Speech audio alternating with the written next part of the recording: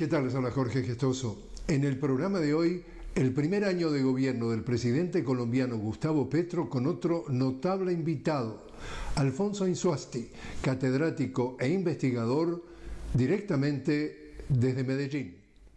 Alfonso Insuasti, una cálida bienvenida al programa. Muchas gracias por la invitación y aquí disponibles pues para lo que se requiera. Alfonso, háblanos de la relevancia que tú le das a la instalación del llamado Comité Nacional de Participación, que tú formas parte como representante de la academia. Bien, habría que precisar un poco en el marco de qué se presenta.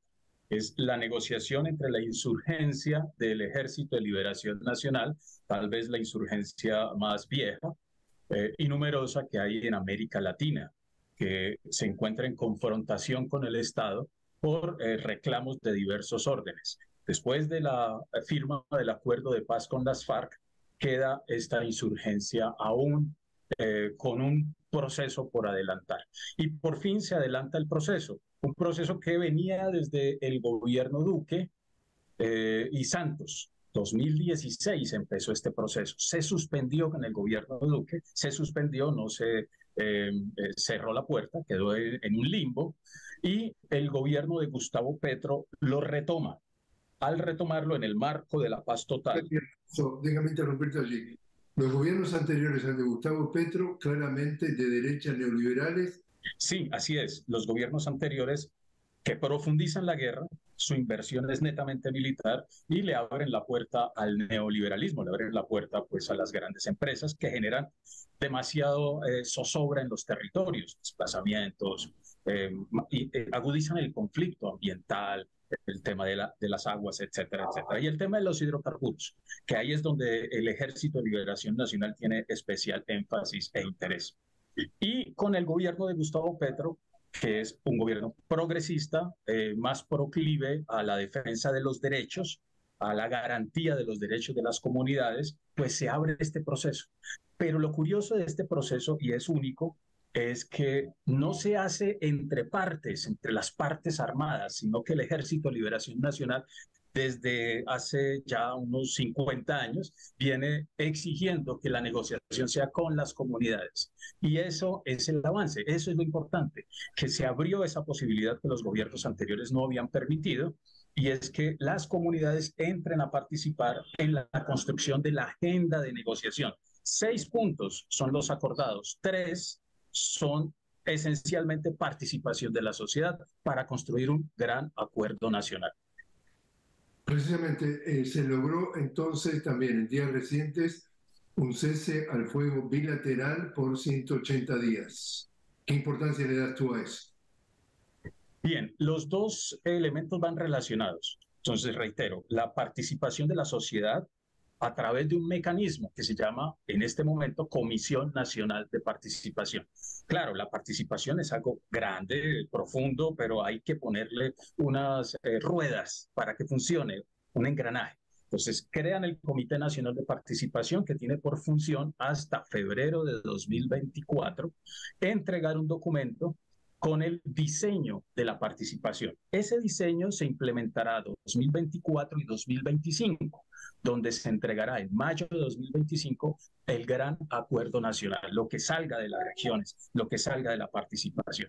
Pero esta participación no puede ser posible si la situación humanitaria derivada del conflicto armado de las regiones pues se acentúa, si las confrontaciones armadas continúan. Se logró por primera vez en la historia del país y en la historia de la insurgencia del ELN, firmar un acuerdo de cese bilateral al fuego. Aclaro, bilateral, Estado, Ejército de Liberación Nacional. Hay otros grupos, muchos grupos en el país con los que no se ha firmado el cese bilateral, pero con el Ejército de Liberación Nacional y el Estado colombiano sí, y da las condiciones para que la participación sea efectiva.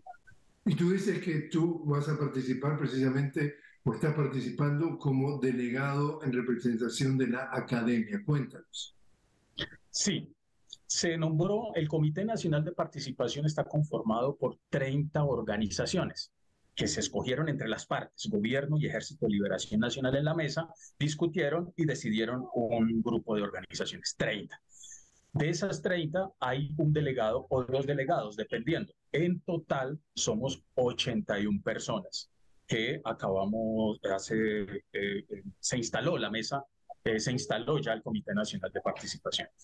Ese comité tendrá por objetivo, como le decía ahora, construir ese diseño de la participación. La academia, debo decirlo, no ha jugado el papel central que debería jugar en un país con un conflicto armado como el que tiene.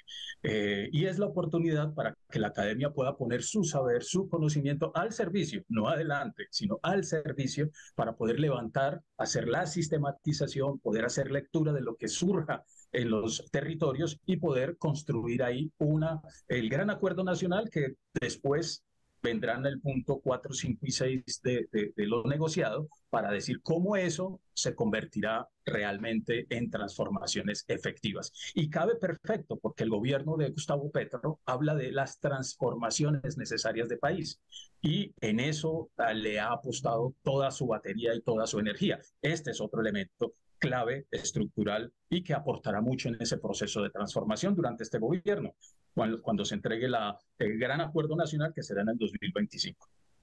Sigue habiendo una gran desconfianza o una desconfianza, digamos así, de ambas partes de que si uno no cumple o si se sugiere que de alguna forma dé un paso de buena fe sin poder constatarlo, pueda haber un tropezón. ¿Cuánta confianza hay entre las partes? Bien, ese tema es clave. Claro, las confianzas están en suspenso y están en tensión de manera permanente, porque es claro que Gustavo Petro es gobierno, pero no poder. El poder, la estructura del Estado, su institucionalidad, sus normas, pues han sido construidas por un sistema que no ha gustado de la paz, que no ha gustado de los derechos humanos. Entonces, desmontarlos no es fácil, no será fácil. Esa es una primera tensión. La tensión también en relación al manejo del ejército, cómo el ejército se ha ido relacionando en ciertos sectores con ejércitos ilegales, el paramilitarismo. Ahí hay otra tensión fuertísima. Y las confianzas en torno a los apelativos. Se ha llegado a un acuerdo porque el gobierno de Gustavo Petro ha intentado decir que el Ejército de Liberación Nacional es un grupo eminentemente dedicado al narcotráfico, lo cual se aleja de la realidad. Es una insurgencia y ahí se reconoció el carácter de insurgencia con quien se puede negociar. Entonces se avanza a este ejercicio de la Comisión Nacional de Participación, es un avance, y tener en cuenta que dentro de los que han sido delegados por el gobierno para la negociación se encuentra la FORI, que es el presidente de Fedegan, con quien se han tenido muchas tensiones porque a ellos se les indica de patrocinar el paramilitarismo, de propiciar el despojo de tierras para ampliar su gran negocio, que es la ganadería y negocios afines. Entonces, ahí hay tensiones, pero también avances en cómo se va a negociar entre partes. Y tú también mencionabas que el ELN, el Ejército de Liberación Nacional, es un grupo insurgente, pero hay varios.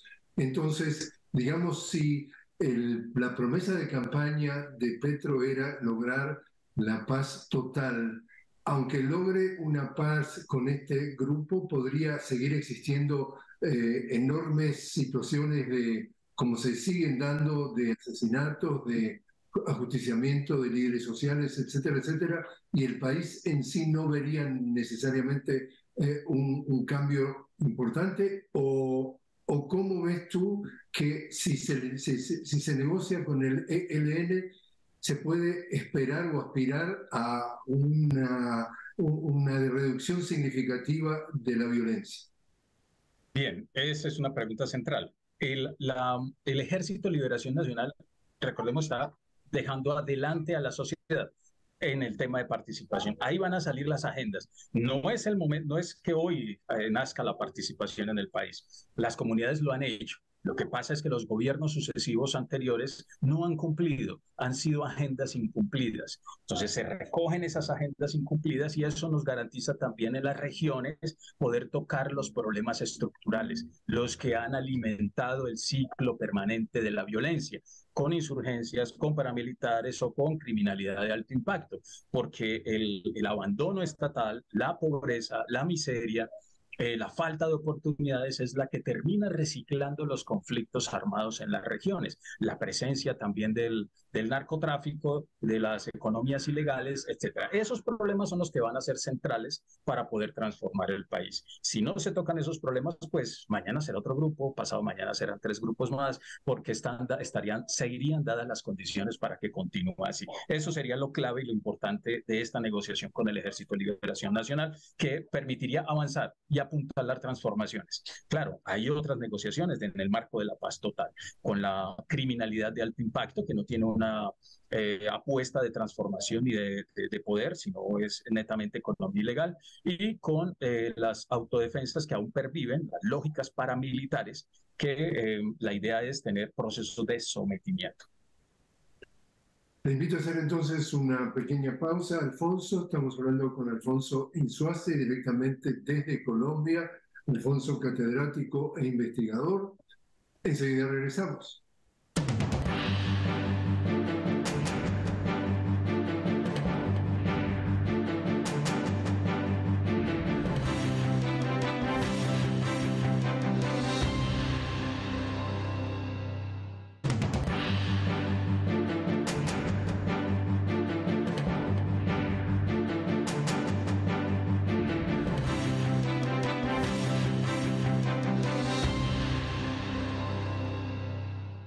Continuamos hablando con Alfonso Insúazti directamente desde Medellín. Alfonso, se cumplieron en días recientes el primer aniversario de la llegada al poder del presidente Gustavo Petro y la vicepresidencia de Francia Márquez. ¿Cuál es tu lectura hasta el momento de lo bueno, lo malo y lo feo? Bien, primero, es histórico que haya llegado al poder en Colombia un gobierno alternativo, un gobierno progresista, ¿cierto? Eso es ya histórico, ya es un punto muy alto, y es gracias también a lo que ahora decía, esas presión de las comunidades pidiendo que se cumplan los acuerdos incumplidos, y que fue escalando hasta llegar a lo que llaman algunos un estallido social que se vivió durante casi un año en Colombia. Toda esa energía y querer pedirle a la institucionalidad transformaciones se concentró y se fue hacia la elección presidencial, y ahí es cuando llega Gustavo Petro y Francia Márquez, enarbolando esas banderas de transformación, de cambios necesarios en el país que no son fáciles y ya lo estamos viendo. Él inicia con mucha pretensión, digámoslo de alguna manera, porque inmediatamente presenta las reformas estructurales que se debían tramitar en ese primer año de gobierno. Es el primer gobierno digamos, que trabaja de manera tan intensa en su primer año. Recordemos que en el gobierno de Duque, el primer año lo llamó la revista Semana como el aprendiz, porque no era mucho lo que había hecho. En este gobierno, el acelere, la necesidad de avanzar en las transformaciones, pues produce una serie de acciones y reacciones. Entonces tenemos una reforma a la salud que, bueno, ahora se van a volver a presentar, porque la institucionalidad, el establecimiento, ese poder instituido más allá del gobierno, pues continúa haciendo su labor de detener las transformaciones que necesita el país. Entonces, lo tercero son las coaliciones. Las coaliciones que se requieren, pues hay que ir a negociar tal vez con grupos políticos que tienen colas, que tienen relaciones no tan santas, y ahí ese es un punto de desliz, de debilidad, porque con quién más se puede hacer una articulación o una negociación, pero como lo decía el presidente en una locución reciente, no se puede hacer sobre prebendas, no se puede hacer sobre corrupción, se tiene que hacer de manera franca y directa, y ahí es donde viene también el problema. Los partidos tradicionales están esperando puestos, están esperando contratos, y ese cambio también se está sintiendo. Pero viene toda la arremetida de la institucionalidad, del poder real, que todavía está instaurado. Los medios masivos de comunicación en Colombia, que sus dueños son los mismos empresarios que no desean el cambio, y ahí han hecho un trabajo impresionante de posicionar una lectura en contra del gobierno de Gustavo Petro, pero sustentado sobre una infinidad de mentiras, o verdades a medias, o de intencionalidades. Y ese creo que ha sido la gran debilidad del gobierno, no tener una estrategia comunicacional fuerte que llegue al último rincón del país y que sea aceptado de la misma manera o que le compita a estas cadenas, grandes cadenas que terminan, ya dan vergüenza en realidad. Es un asunto de ética, de falta de ética de estos medios masivos de comunicación, que claro, hacen parte de grandes emporios económicos que tienen sus intereses puestos en que las transformaciones no se den en el país. Bueno, justamente una de las lecturas que hacen muchos analistas es que en América Latina ya se han cambiado aquellos golpes de Estado con tanques en la calle y soldados con galletas disparando contra la población, y ahora se ha instalado un nuevo sistema más sofisticado, si se quiere, que es la guerra jurídica, en inglés lawfare, ley, fair, guerra.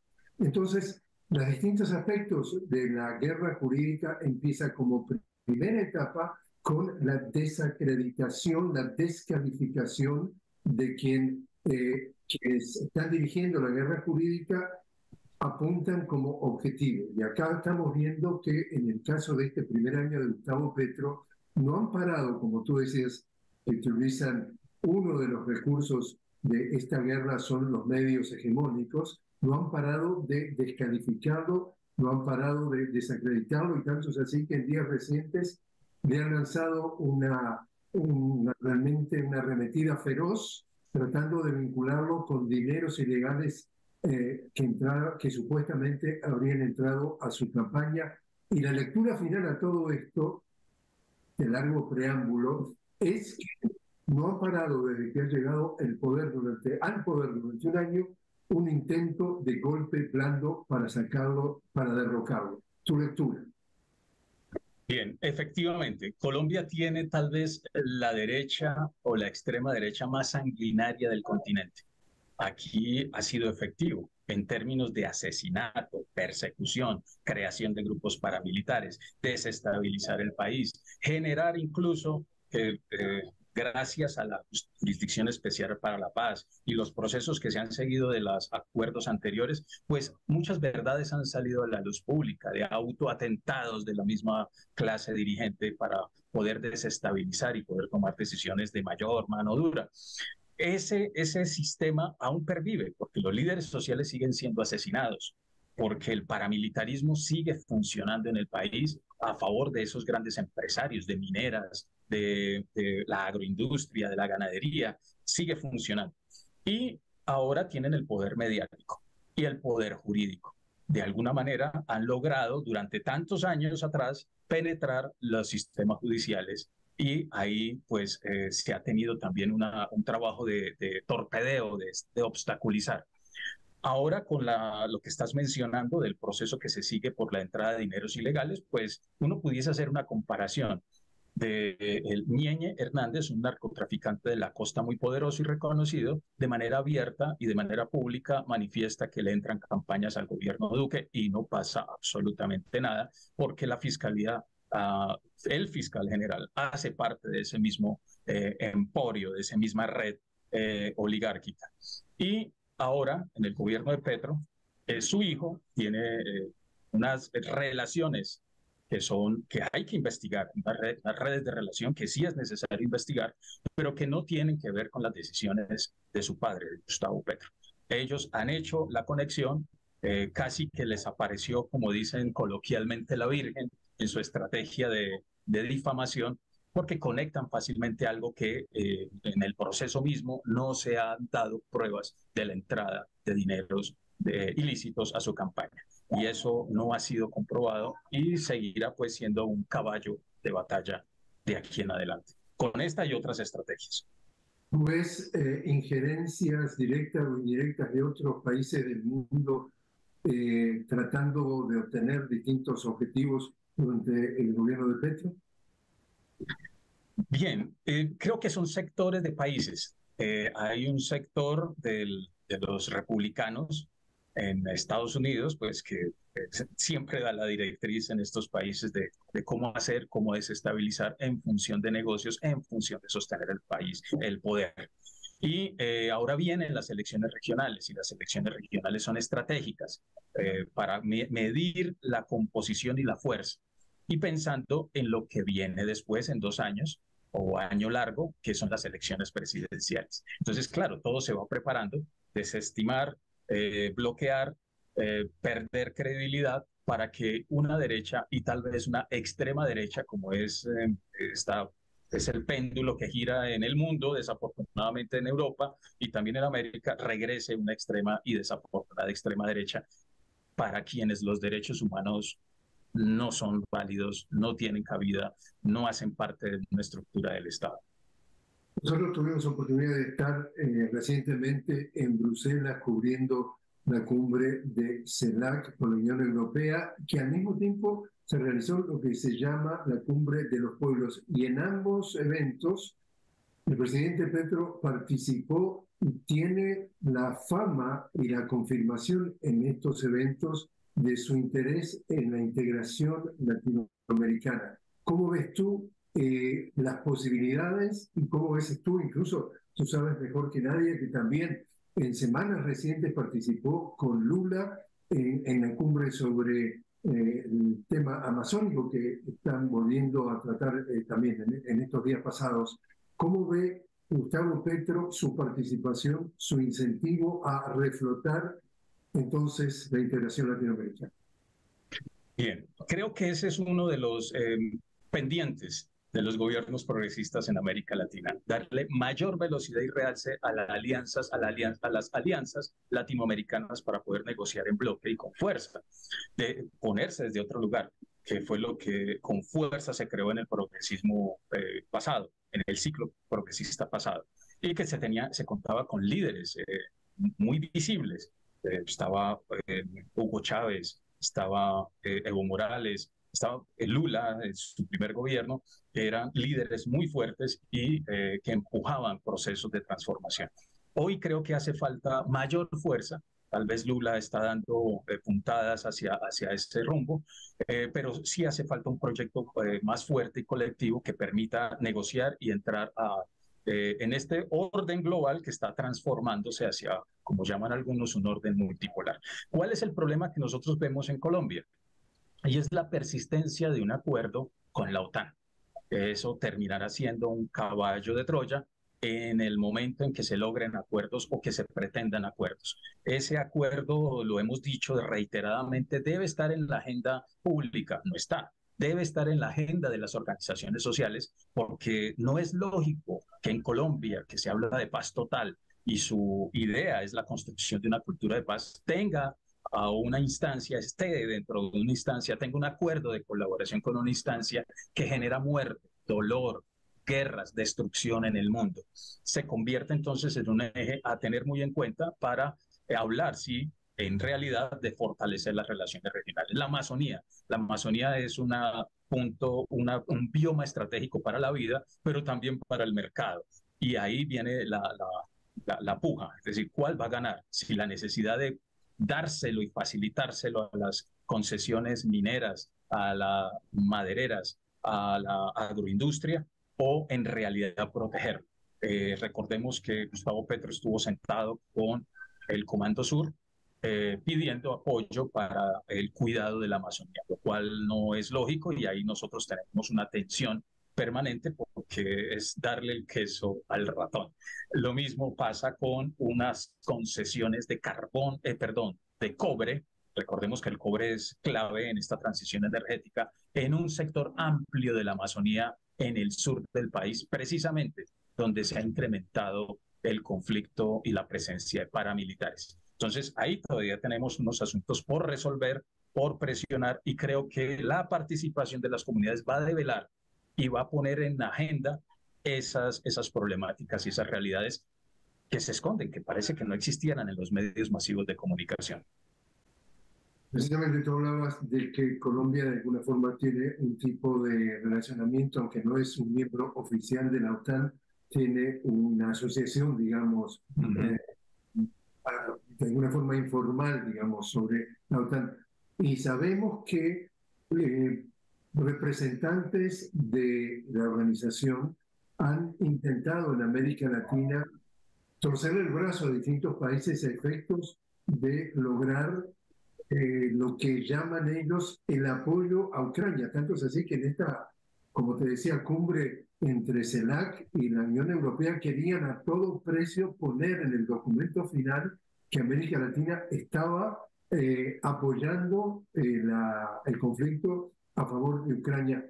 ¿Te consta que han tratado de torcer el brazo al presidente Petro para que se proyecte como apoyando el tema Ucrania? Claro, el tema está en el apoyo, en las condiciones que se ponen para el apoyo. Y Petro lo ha dicho, ha sido muy diplomático en sus alocuciones, en decir que no, ciertos asuntos no son posibles. ¿Sí? Entonces, está jugando en una delgada línea y entiendo también las redes de relación y las presiones que recibe y el carácter diplomático que debe darle a esas relaciones, porque está enfrentando, pues, como dicen los hermanos zapatistas, un monstruo de 1000 cabezas. Entonces tiene que tener mucha prudencia y saber moverse.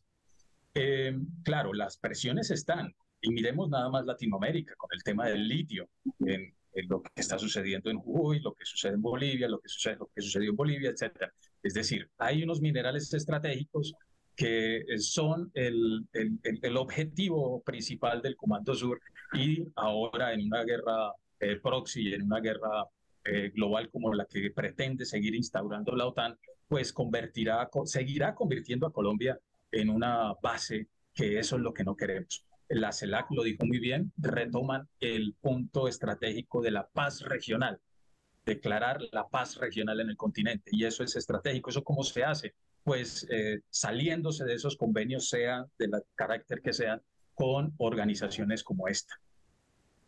Alfonso Insuasti, muchísimas gracias por haber estado con nosotros. No, gracias a ustedes y a sus órdenes.